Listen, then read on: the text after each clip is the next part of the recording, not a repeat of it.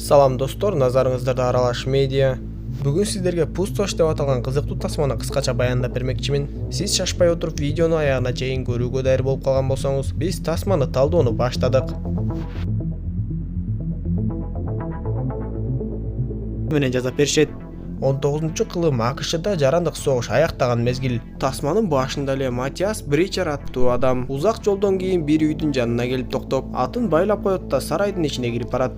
Ал жерде бир канча адамдар менен бирге мурунку генерал бар болчу. Ал дароо эле Матиастан кайсыл жактан келе жатканын жана кандай максат менен жүргөнүн сурай баштайт. Анда Матиас ага баардыгын ачык айтып, сен генерал болуп жүргөндө көп жаман иштерди жасап, көп эле күнөөсүз адамдарды өлтүрүп турсуң. Эми ошол кылган нерселериңе жооп бере турган күн келди деп, мен атайын буйрук боюнча сени дарга асууга келдим деп ордерди жана буйрукту көрсөтөт. Анда генерал Матиаска сен менин бет маңдайыма келип алып кантип өлтүргөнү жатасың десе, Матиас ага сиз мамлекеттин буйругуна баш ийип макул болосуз. Андан соң мен сизди сыртка алып чыгып даргасам деп айтат. Анда Матиастын сөздөрүнө генералдын күлкүсү келип, а балким мен макул болбосомчу деп ар нерселерди сүйлөй баштаганда эле Матиас ушунчалык тездик менен тапанчасын алып чыгып, бир көз ирмемде эле генералды жана анын жанындагыларды бат эле аткылап салат. Генерал жана анын жанындагылар керек болсо тапанчаларын алып чыкканга да жетишпей калышты. Ал эми кийинки көрүнүштө бийликтеги адамдар биз ушул эң чоң кылмышкерлерди өлтүрүп жазалап башкаларга үлгү кылышыбыз керек. Антпесе өлкөбүздө кылмыштуулуктун тамыры кенен жайылып кете бериши мүмкүн. Биз аларды жазалоо үчүн Матиас Бричер деген адамды жөнөткөн элек. Деги ал мындай оор тапшырмаларды аткарып аягына чыгара алабы деп биринчиси экинчисинен сураса, экинчиси ага Матиас Бричер өтө профессионалдуу адам. Менимче ал бул тапшырмалардын баардыгын аткарып аягына чыгат деп айтат.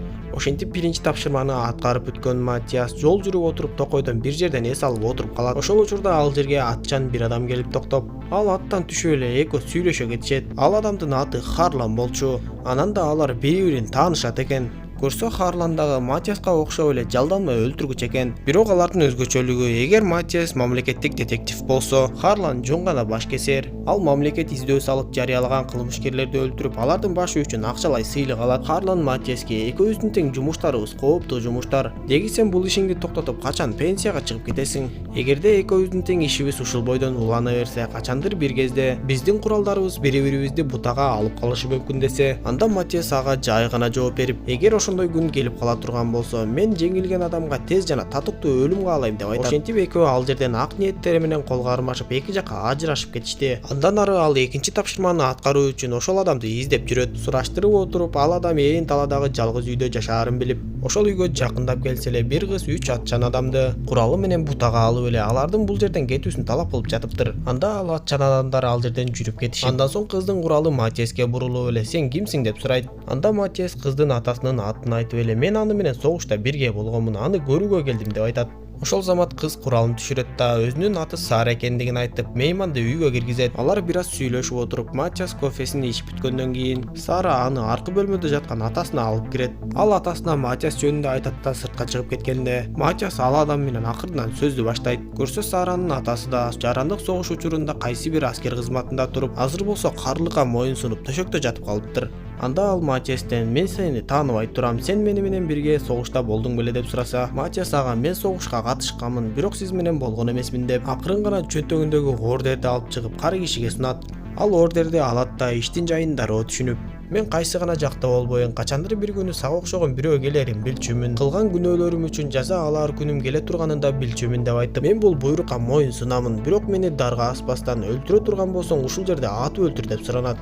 Анда Матиас мен бул жолу да колумду булгабай эле коеюн, ансыз да абалыңыз начарлап баратыптыр, өз ажалыңыз менен эле өлүңүз дегендей кылып коет. Ошентип ал күнү Матиас ошол жерде түнөп калып, Сара Матиаске сыягы сиз жакшы адам көрүнөсүз, атам биздин үйгө бир да адамды түнөтчү эмес деп айтат. Кечинде Матиас Сарадан жанагы атчан адамдар кимдер эле деп сураса, Сара алардын жакын жердеги шаарчада жашаган адамдар экенин айтып, алар биздин үйдү, биздин жерди көптөн бери эле тартып алганга кызыгып жүрүшөт. Эми минтип атам да төшөккө жатып калып, эгерде атам өтүп кете турган болсо, алар бул жерди жөн эле алып койчудай деп айтат. Эртеси Матиас үйдөгү эркек адам жасаш керек болуп турган кээ бир жумуштарды бүткөрүп, кыр жактан аларды бир атчан аңдып турганын көрүп ойлонуп калат. Саранын атасы Матиасты чакырып сүйлөшүп, экөө бир нече сөздөрдү сүйлөшкөндөн кийин Матиас дагы бир жолу уулу Саранын көзүнчө анын атасын өлтүрө албаарын түшүнөт. Анан да Саранын атасынан эң башкы корккон нерсеси эгер мен өлүп калсам кызым эмне болот? Жанагы каракчылар келип үйдү басып алса, Сара кайда барып, кайда жашайт деген сөздөрүн айтат. Ушундан кийин Матиас дагы да ойго батып, Сарадан жанагы адамдарды кайсыл жактан тапса болоорун сурап алат да атын минип алып түз эле ошолорго барат. Матиас ал жердеги башчы сөрөйгө Сарага жана анын үй жайына тийишпегиле деп аларга бир топ суммадагы акча сунуштайт. Анда ал адам Матиаске "Деги сен кимсиң? Кайдан пайда болдуң? Мага акча керек эмес, мага жер керек" деп айтат. Анан да ал Матиаске "Мен ойногонду жакшы көрөм. Эгер сен менин адамымды жеңип кетсең, биз Саранын жерине тийбейбиз. Эгер жеңилип калсаң, Саранын жерин дароо тартып алабыз" деп айтат. Анда Матиас ал адамдын жанындагы адам менен урушам го деп ойлоп, макул болуп эле аттан түшүп урушка даярданып калса, үйдүн ичинен эле бир чоң кеңдалуу адам чыгып келет. Экөө дароо эле кармаша баштап, бирок Матиас баары бир кыйындыгын көрсөтүп, ал адамды акыры жеңип салат. Ал кайрадан Саранын үйүнө кайтып келгенде, Сара анын жараттарын көрүп эмне болгонун сурайт. Матиас болсо Сарага "Эми жанагы адамдар сенин тынчыңды албайт. Мен ал адамдар менен келишим түзүп келдим" деп айтат. Анда Сара Матиаске ыраазы болуп эле анын жараттарын даарылап, экөө тең бири-бирине болгон сезимдери ойгоно баштады. Ошентип эртеси күнү эле жанагы адамдар куралдары менен Саранын үйүнө келгенин көрөбүз. Матиас аларды байкап калат да атышуу башталып кетет. Матиаске куралын алып Сара да жардам берип, бир кезде тапанчасын алып Саранын атасы да сыртка чыга калат. Дал ошол кезде ага ок тийип, Матиас болсо баягы сөзүнө турбаган башчы сөрөйдү аткылап өлтүрөт. Саранын атасы ошол жерден жан берип, алар аны апасынын жанына жерге беришкенден кийин Матиас Сараны таштап эле аны сүйөрүн же сүйбөсүн айтпай эле атын минип алып кетип калат. Узак жолдорду басып жүрүп отуруп акыры ал бир шаарчага келип, мейманканадан өзүнө бир бөлмө алып, ошол жерде түнөмөкчү болуп калат. Ал тамактанып отурган кезде анын жанына бир адам келип, "Кайсыл жактан келдиң? Эмне кылып жүрөсүң?" деп эле оройма миледе сурай баштайт. Ал адам өтө эле аша чаап баратканда Матиас ордунан туруп, ал тапанчасын алып чыгайын дегичекти болбой эле анын колунан бекем кармап алат. Матиас ага "Сен тапанчаңды алып чыгаардан мурун жакшылап ойлон. Мен күн сайын өлүмгө тике карап коркунучтардын арасында жүрөм. Эгер өзүңө ишенимдүү эмес болсоң, куйругуңду туй да жогол" деп айтып артка кайрылган кезде ал адам болбой эле Матиасты атмакчы болот. Бирок Матиас көз ирмемге жеткизбей эле анын өзүн атып салды. Ошол учурда ал жерге мейманкананын ээси кирип келип, ар кандай акылдуу сөздөрдү сүйлөп эле Матиастын ким экенин билгенге аракет кылды окшойт.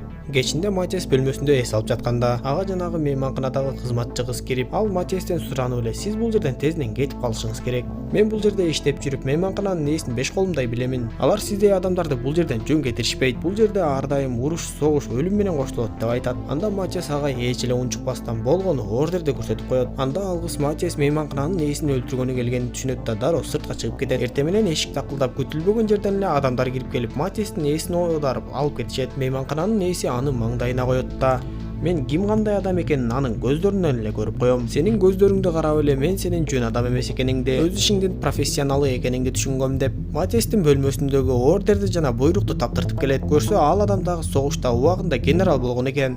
Матиас ага "Сен өз эркиң менен буйрукка моюн сунасыңбы" деп сураганда, генерал анын үстүнөн күлүп Матиаске бир топ кыйноо тарттырат да адамдарына Матиасты шаардын чекесине алып чыгып тирүүлөй көмүп салууга деп айтат. Матиас бир кезде көзүн ачса, эки адам ага көр казып жатышыптыр. Алардын бири Матиастын чөнтөктөрүн аңтарып, "Мындай адамдарда акча көп болот" деп чындап эле бир топ суммадагы акчаны таап чыгат. Матиас болсо учурдан пайдаланып анын тапанчасын алат да экөөнү тең ошол жерден өлтүрөт. Ал шаарга кайтып келет да генералдын адамдарынын бир тобун өлтүрүп, бир кезде генерал экөө бет маңдай туруп калышат. Экөө тең тапанчаларын алганга даярданып калышып, элдер дагы аларды карап калышты. Бир көз ирмемде эле экөө тең укмуштуудай шамдак айлыктарын көрсөтүшүп, катуу добуш чыгып эле генерал турган жеринде кулап түшөт. Бирок генералдын огу да Матиаска тийип калыптыр. Эми Матиастын тапшырмасы аткарылып бүтүп, ал дароо эле атын минет да бир жакты көзөй жөнөп кетти. Жарым жолдон Матиас жарадар болгондуктан эсин жоготуп коет. Бир кезде көзүн ачса эле баягы Харлан деген адам анын жаратын даарылап коюптур. Ал Матиаске "Жаратыңды даарылабай шашып кайда баратасың" деп сурайт. Анда Матиас Харланга ыраазылыгын билдирип, андан ары атын минип жол жүрүп отуруп эле акыры анын кайсыл жерге келгенин түшүнөбүз. Эми Матиас өзүнүн ишин таштап, Сара менен ошол жерде жашап калды окшойт. Тасма ушундайча соңуна чыкат. Достор, видео жаккан болсо мага жакты белгисин басып, дос тааныштарыңыз менен бөлүшүп койгонду унутпаңыз. Кийинки видеодон көрүшкөнчө саламатта болуңуздар.